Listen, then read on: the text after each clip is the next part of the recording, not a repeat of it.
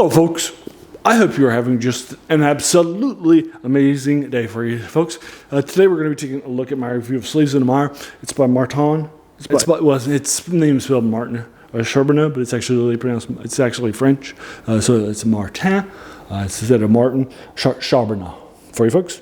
And so it's called Slaves in the Mire. It's the third book in the Autumn Snow Lone Wolf series for you folks. I just heard it was just published this year on Magnamund, as well as the first two, not in the collector's editions that I previously had. I'll link it to you in the comments below in case you're interested in buying them. This is much cheaper than the secondary market was for those. So if you want to check those out, check them out now. And so forth, and give you my thoughts of this one. No spoilers, as a reminder, in my reviews, but this is a game book in the Lone Wolf Magnamund series. So what you'll do here at the beginning of this series, or just this book, is you'll choose your Kai disciplines, and so for skills, you'll roll die to see, or you can just, there's a number chart in the back, you can just use a hanger or a pen, and just randomly close it with your eyes closed, and then you can just lay it down. You'll choose your combat skill, your endurance points that way, and then the various skills that you choose might affect those, like mind blast and such. And then you choose a battle skill here too. I chose high archery, but I also thought about taking the martial arts, because they would give you +1 to combat skill and +1 to endurance, no matter what you're fighting with. But I ultimately chose high archery because I didn't have weapons skill in the bow. If you recall, in the first game, you're heading to an island and you're going with your master to test your skills and so forth in combat. So if you have weapon skill in something, you have to choose something else in order to push yourself out of your comfort zone. And I chose axe there, but I got instead. So I got the bow. So I took the bow. I rolled on weapon skill too, and so forth. And weapon skill gives you +2 bonus when you fight that weapon. And so I chose weapon skill, mind blast, to end up healing and tracking and sixth sense for you folks. Remember, you're kind of like psychic rangers here too. So mind blast will attack people mentally, give you +2 combat skill unless they're immune to it, that sort of thing.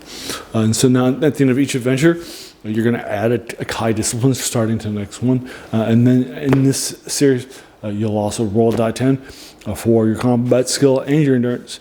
And if you get better, you'll increase it by 1 to show your advancing knowledge and stuff too. Level odds. Starting out in Summerland and so forth, and some stuff happens, some spoilers in the first book novel. And now this novel is going to find you in the third one, now that you have you've been on a quest at the end of the first one. You're now going to arrive at your destination. And so forth. You're in a nasty, nasty swamp called the Maakenmire, where a lot of bad things will be happening for you folks. Anyway, so in the first one, I would have recommended, just as a reminder, mind over matter. Not a normally taken skill, because it's used heavily there.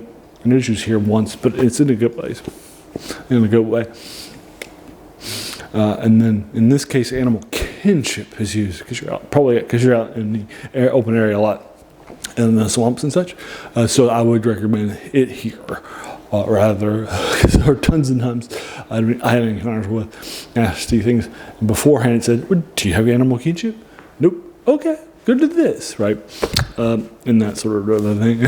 So I don't know what would have happened, and so forth. But I had to fight a lot of battles and so forth.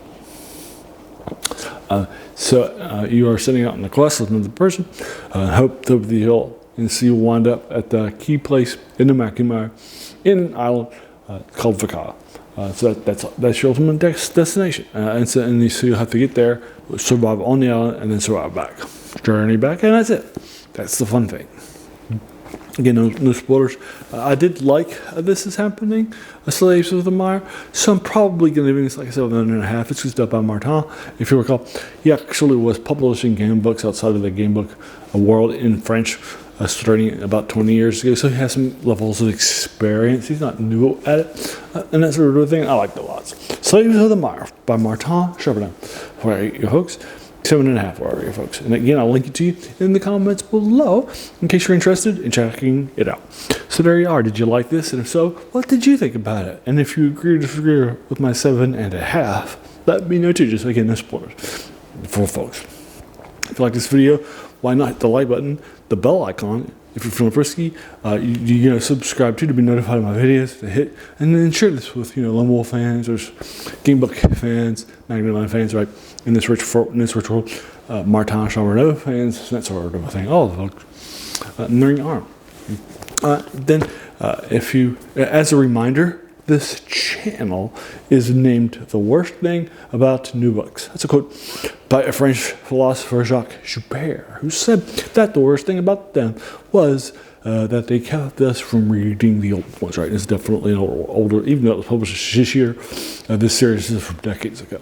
All right, it was heavily influential on gamebooks and it sold tons of money. It's also for free online if you want to check it out on projectaeon.com too. And there we are. Thank you so much, for watching my video and investing your time. Right? We all have so many things that are happening in our lives, and we're pulled in so many different directions. So the fact that you spend this time with me is incredibly humbling, and I appreciate it much for that reason. So thanks again, and have an amazing day.